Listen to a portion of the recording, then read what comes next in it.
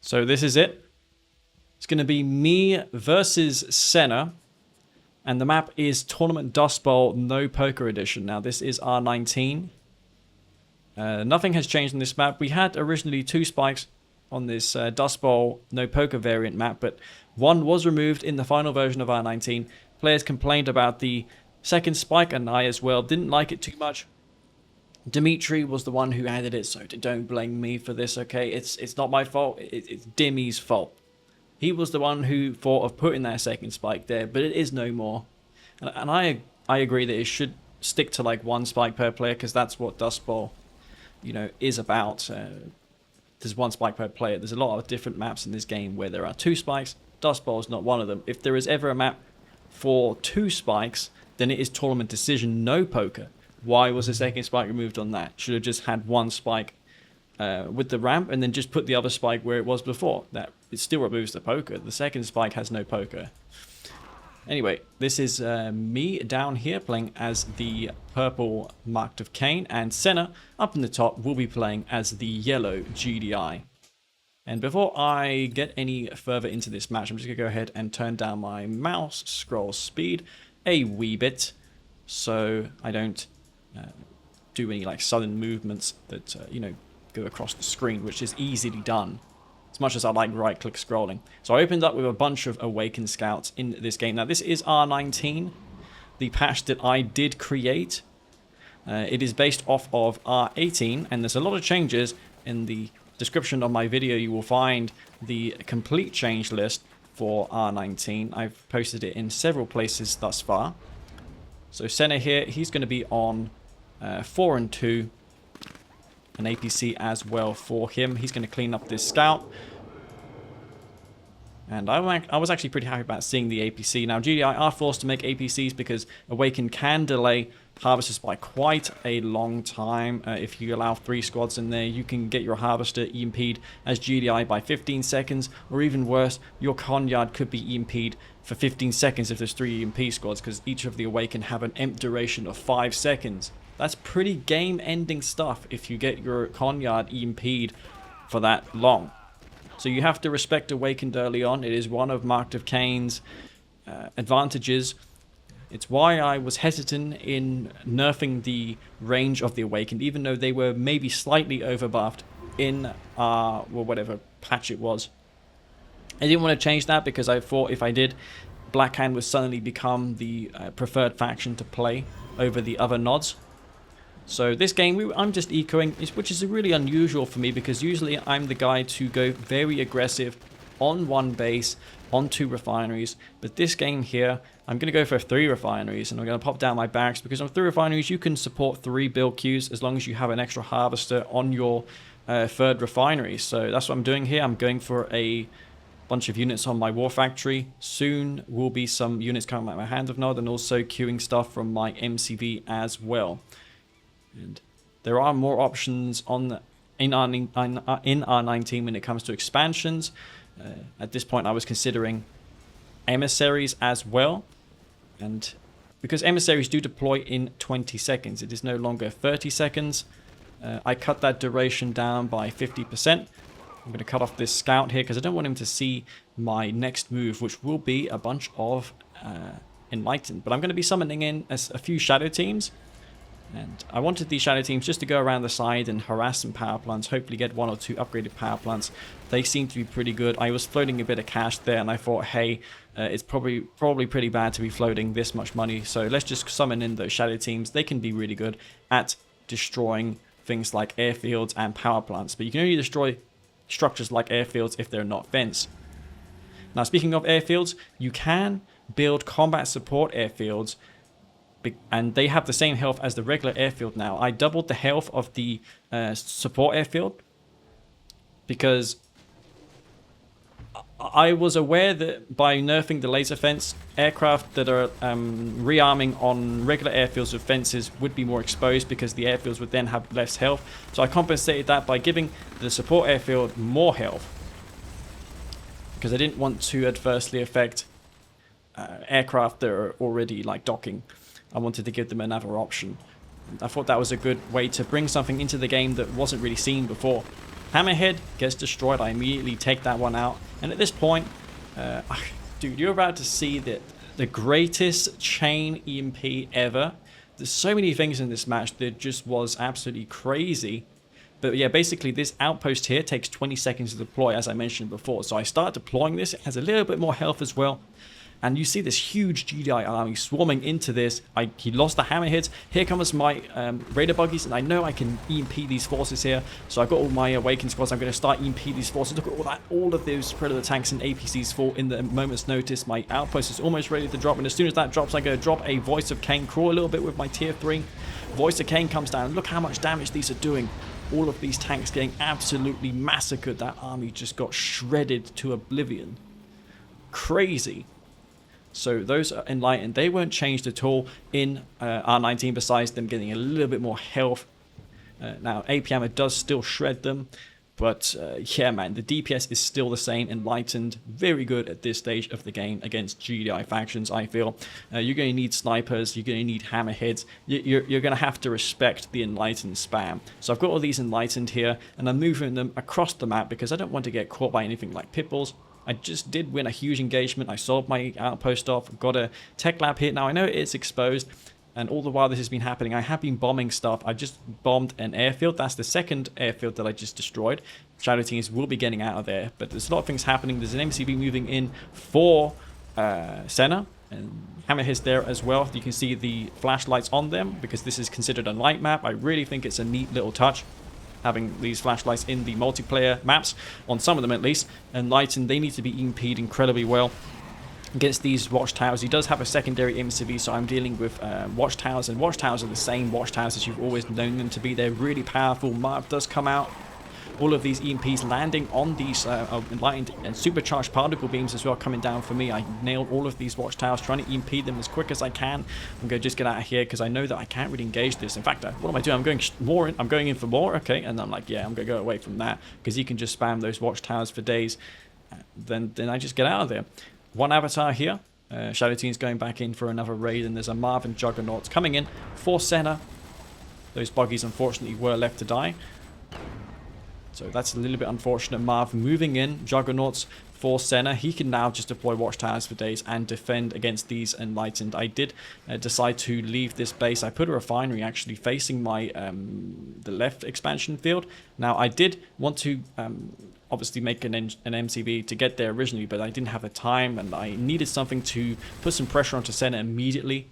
I've got 4 Venoms in his base, and my idea here was to destroy his tier 3, because my thinking here at this point was I need to go for like a Venom transition. I've got supercharged particle beams. I don't have any of my other upgrades.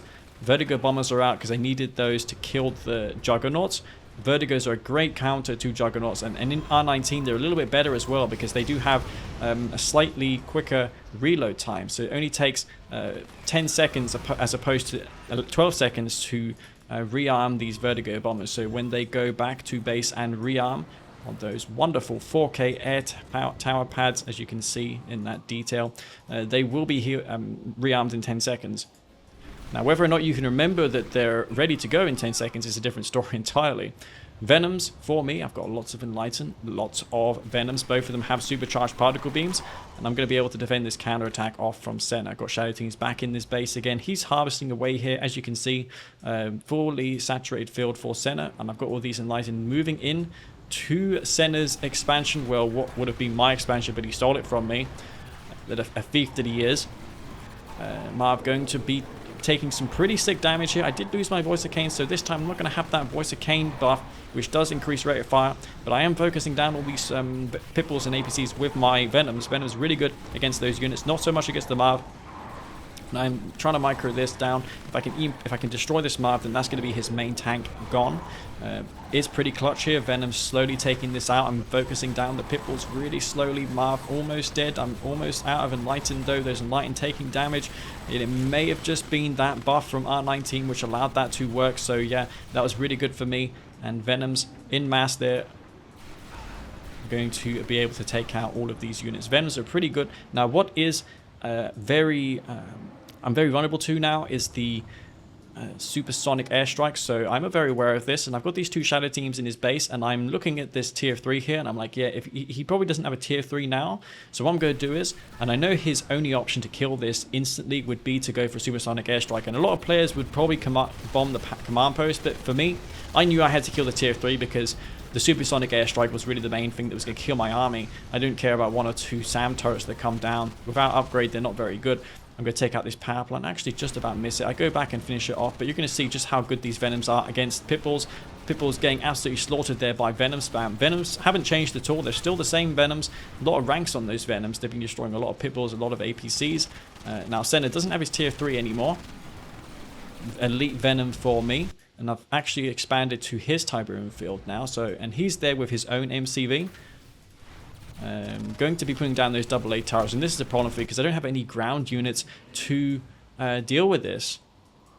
And what I did here was I got 3 Vertigos. I completely forgot about these. In fact, I briefly remembered them because I knew they were taking fire. I don't have much forces on this map, so I'm going to control my Vertigos. I put down a air support tower because I know, because I changed this, the air tower has more health now, so I can just use this to repair my air, but I don't have a lot of air remaining. Lost all of my aircraft, and really all I have left now is these Vertigo bombers and that singular avatar. APCs and Pitbulls. Vertigo is moving in. I'm going to try. I really should have gone for the Harvesters. Look at all those Harvesters stacking up there. An opportunity I missed, unfortunately, and I was like, hey, hang on a second, this is R19. What am I going to do against all these APCs? What am I going to do against all these Pitbulls? I've got this heroic avatar here. That's really nice and all, but there's also something else that you guys may not know, and that is quad turrets. So here comes the quad turrets. Quad turrets coming on right in time. I'm going to start healing up those quad turrets. Quad turrets giving that 33% DPS increase with that 4th turret. For the first time in Kane Draft multiplayer history, we're going to be seeing quad turrets in a game. So quad turret's going to come in action here. That avatar also shredding through these units. Slowly picking away at these tanks is pretty intense. This 1 avatar is left for me. He's harvesting away from 3 bases. I'm here, not even harvesting away. I've got this 1 avatar. It's slowly getting worked on by these watchtowers. Lots of pred tanks coming out. Lots of APCs. Pretty clutch at the moment for me. And I've also got these shadow teams focusing down at command post. I really should have been bombing that, but that was just to, you know, draw Senna's attention away, I guess. So I've got these laser turrets. It does unfortunately lose one, and I'm recording this in windowed mode. There is a little bit of a stutter of some sort, but I'm too late now. But yeah, nice to know for the future. CGF insists that windowed mode is the greatest thing ever. I beg to differ. I always play in full screen, so whenever I play in this, it just feels weird to me. So another one of these laser turrets comes down. And yeah, I've got this 1 avatar here. He's slowly ranking up. There's a lot of forces back there for Senna. He's got this full expansion right here. My Vertigo bombers have been out. They've been bombing stuff. Shadow Team's still working on that. I'm not too concerned about Shadow Teams, man. Shadow Team's not going to win me this game. Not sure what exactly I was focusing on at this very instant. I'm going to my point of view here just to see. So I've got this 1 avatar. I'm looking at this. And I'm building this Hand of Nod because I need to go for more laser turrets. I don't have a Hand of Nod right now, and I need laser turrets against this tier 1 army of his. I'm going back for Venoms because I know that his only way of stopping this avatar is to go Orcas. I'm thinking in my mind Orcas, Orcas, Orcas, Orcas, Orcas. So I'm going for Venoms to counter those Orcas. Whether or not he builds them is a different story, but if I get this avatar to heroic, which is my only way I'm going to get into this game, then I need to consider what his option would be of stopping it. So I've got all these units here. I can EMP these units for days and try and get as much experience as possible with this. There's 3-4 harvesters there for Senna. He's also got a lot back here as well for him. He's going to be getting a 2nd war factory down as well. So he's pretty content on this spam. I've got lots of shredder turrets here and those laser turrets. Pretty damaged. Some of them are really damaged. That avatar taking out the last of the harvesters. Senna gonna sell this refinery off. I was like, Senna, you sure you want to see this avatar go heroic? Are you sure you want to face that, bro? I mean, you've got horrid memories from the last time you faced me with this unit. And yeah, he's like, yeah, screw that. I'm not gonna go for that. I'm not gonna let Leaf get it so easily because Senna more than anyone knows the power of heroic units. So he should make it his utmost priority to end this game as soon as possible. He's got all the eco in the world to do it. He's harvesting from this field. He's harvesting from this field. His macro is always on point. He's actually mined away all my Tiberium. I don't even have many harvesters left. So it's just me really with that one avatar. MCV moving in. The airfield will be sniped. I got the Venoms in here as well, just to see if I can find anything in his base. I do nail a harvester just so I can briefly stop his income flow, but he's got income flow elsewhere in this game. Air tower was sold off. And I've got these laser turrets focusing down the APCs. Another quad turret, laser turret does come down, and the elite avatar does go finally heroic. And I've got these laser turrets coming in as well. Not going to be enough though, because there's still so many units here for Senna. I've got another laser turret coming down with those quad turrets, a heroic avatar right there, which is really quite insane if you think about it. Anything is possible in Kane's Draft due to this veterancy mechanic that exists. It's not like Red Alert 3 where units go heroic instantly and you get barely a bonus for it. In Kane's Draft, they are really, really good units, and they take so much experience. The fact it is 3 times the cost of that unit just to gain one single experience rank. So this avatar killed tons of stuff to get to that heroic status. Lots of APCs and pitfalls for Senna still, and he's got this MCV back. I tried to bomb it with the Vertigo bombers, didn't quite get it, and you're going to see something crazy at the end of this game. So yeah, I'm starting to mine away at this field. MCV back out for me. Vertigo's getting some repairs as well. Those quad turrets, it's a pretty good showcase for quad turrets this game. People have been not getting them, and yeah, this is just going to show them that it is worthwhile getting them. So I've got this avatar here. He's going to go full power. He's total boss here. And he's going to take on this whole GDI army, so everything is coming in here. Senna queuing units from 2 barracks. Lots of pipples. There's more pipples coming in here. This avatar is going ham. He's killing everything. There's more pipples coming in to kill this one avatar. And it's just this one avatar here. And of course, if this gets captured by Senna, that's horrible for me. There's rockets even as well. Getting some nice rear armor on that avatar. Avatar taking a lot of damage. I go in for the crush because I know it's a little bit quicker to kill the units that way. One single venom for me coming in to finish off the last of the infantry. The watchtowers are coming down. The avatar barely lives. It is on a tiny bit of health. And that harvester about to fall as well. Watchtower goes down instantly, and even the barracks as well is just going to fall the moment it drops. And I know that these double watchtower drops are going to do a lot of damage to Avatar, so I quickly focus those down. And I'm going to go ahead and focus down this MCV, not before killing the barracks, because infantry may be an option. And this is better than the Redeem. Look how much damage this Avatar is doing. And Senna just sells his MCV. He's like, holy crap, I cannot kill this. That Avatar just wiped everything. So yeah, he's going to try and make a last stand in his base. He's got plenty of eco to do it as well. There's even Tiberium here for him to harvest. But not much at his expansion field. But yeah, I'm starting to get back into this now. There's a bit of a harvesting here for me. Harvesters of Senna getting destroyed by that avatar. It is slowly healing up as well. There are 5 Venoms and 2 Vertigos just standing by for me. That avatar, the MVP of this match, totally changing the game. So, man, that was a pretty crazy game. I really did have a blast playing that, and it was really fun to cast it as well. So, yeah, it's amazing what one unit can do, especially against someone, you know, like Senna, who spams a lot. Spam not always the way that you win. Macro. You can make use of other mechanics that exist in the game, veterancy being one of them. So, yeah, I really did enjoy that game. Look at the eco difference there between me and Senna. So I had quite a big deficiency there as far as eco is concerned, but I did win out in the end, and I thought that made for a pretty good game. Lots of units, EMP micro, there was everything really in that game, even shadow teams bombing stuff in the back of the base, Jug Marv, even a base swap as well.